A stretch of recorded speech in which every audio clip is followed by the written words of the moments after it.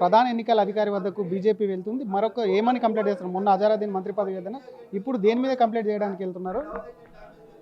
రాష్ట్ర ముఖ్యమంత్రి గారు ముఖ్యమంత్రిగా ఉండే బాధ్యతలు విస్మరించి ఈరోజు భారత సైన్యాన్ని అవమానపరిచే విధంగా, పాకిస్తాన్కు మద్దతు పలికే విధంగా నిన్న మాట్లాడినటువంటి మాటల్ని భారతీయ జనతా పార్టీ తీవ్రంగా ఖండిస్తున్నది.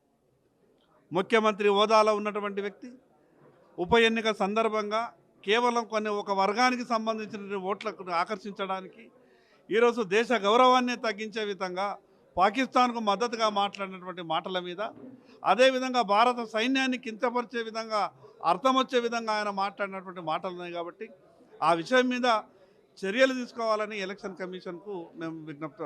ఇంకా అభివృద్ధి మీద, ఎందుకంటే అభివృద్ధి కాదు జరగదు అన్నది అవి కూడా ఉన్నాయా?